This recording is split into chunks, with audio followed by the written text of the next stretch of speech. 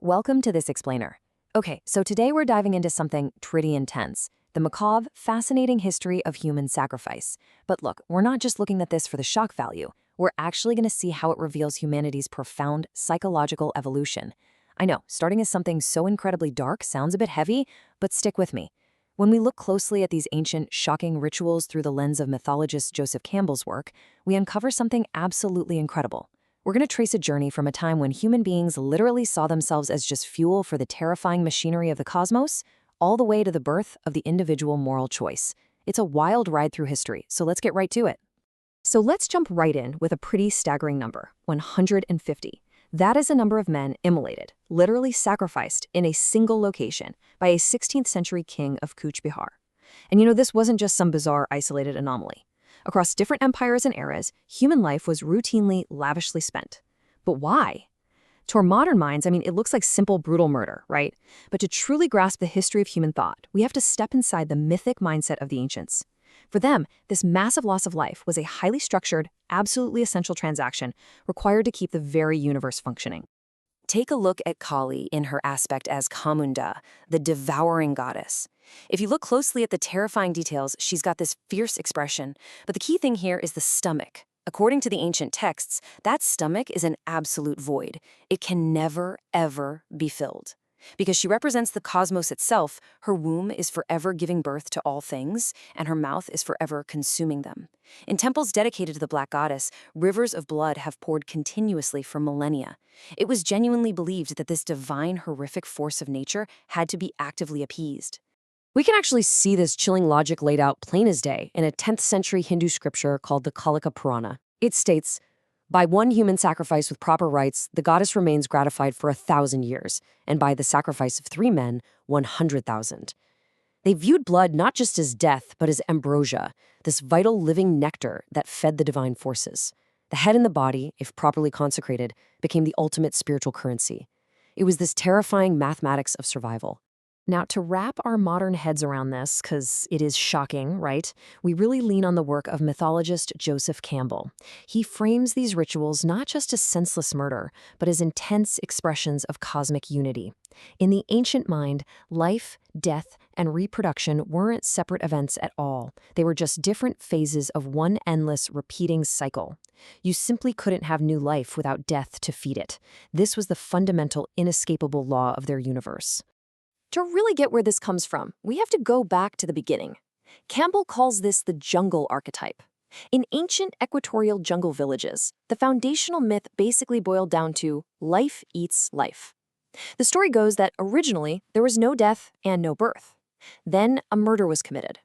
But from the victim's buried body grew the very food plants, the yams, the coconuts that sustained the entire community.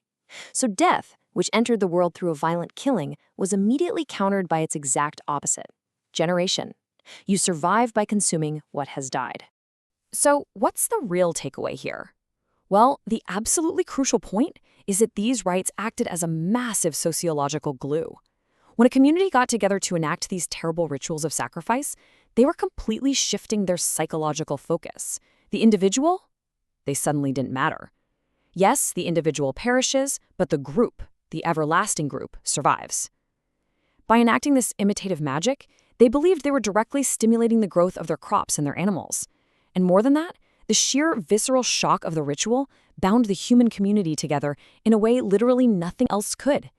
In the face of the eternal, the individual was no more significant than a fallen leaf. Now here is where it gets super interesting. We actually see this exact same jungle archetype scale up massively in the ancient Near East. Just look at these Sumerian clay seals from around 2350 BC.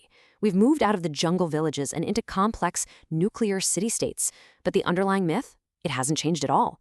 It's just become institutionalized.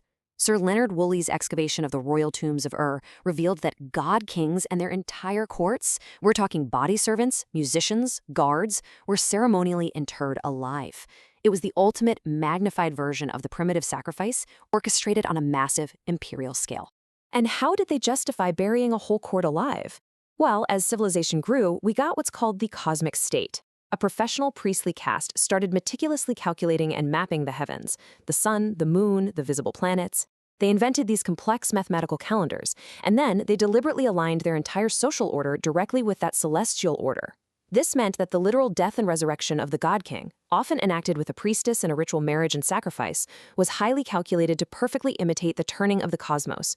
By sacrificing the king, they were quite literally guaranteeing the cycle of the year. The cosmic and social orders were completely locked in as one unified system. But, humanity didn't just stay frozen in this terrifying cycle. Actually, scratch that. We didn't just submit to a devouring cosmos forever. A profound shift began to happen in the human psyche. We moved away from just passively feeding the void and stepped into a brand new era of active, philosophical engagement. If we pull back and look at the timeline, the evolution is just striking. We started way back in the dark green jungles with those primitive myths of the everlasting group.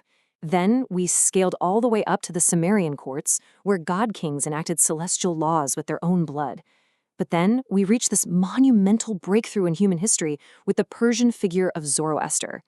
According to their myth, 12,000 years after the creation of the world, Zoroaster's birth marks the origin of a progressive ethical dualism. And this was a complete, radical departure from everything that came before it. Check out the sharp contrast here. In the ancient mindset, good and evil were just two halves of the same spinning wheel. Life eats life, right? There was no true evil when the tiger eats the deer or the goddess consumes the sacrifice. It was just the way things were. The individual was totally disengaged. But with Zoroastrianism, suddenly there is a strict moral dualism. Good and evil are completely, fundamentally separated. And instead of just submitting to the cycle, you were required to engage in a cosmic struggle. Your individual moral agency is now the absolute most important thing in the world. Okay, let's really dive into this Zoroastrian duty, because this literally changes everything for human psychology. In this worldview, creation is a compound of good and evil. You have Ahura Mazda, the god of light, locked in an epic battle with Angra Mainyu, the deceiver. The universe is no longer an impersonal void that just needs to be fed with blood. It is a battlefield. And the ultimate privilege and duty of every single human being is to voluntarily elect to fight for the light. Furthermore, they believed this wasn't an endless cycle anymore. They aimed for a final historical victory of righteousness on Earth, an actual end to the darkness. Think about what a massive, radical shift this is. We are looking at the true birth of the individual moral agent. The spiritual goal wasn't just to lose yourself in the bloody, cyclic turning of the seasons anymore, or to be some forgotten leaf on the tree of the eternal community. Instead, this new mythic framework placed the entire weight of the universe squarely on individual human choice. Your choices mattered. Your alignment with good over evil could actually tip the scales of the cosmos. So, as we wrap up this explainer, it kind of blows your mind to realize that our modern insistence on individual choice, our whole concept of fighting for the good, is the direct evolutionary descendant of those ancient sacrificial nights. We've moved from shedding blood to sustain the seasons, to using our free will to sustain righteousness. It leaves us with a pretty profound question to reflect on. If the ancients were willing to literally surrender their lives just to maintain the physical cosmic order, how do you use your hard-won freedom to shape the moral order of today? Thank you so much for exploring this remarkable journey of the human mind with me. Take that question with you and keep learning.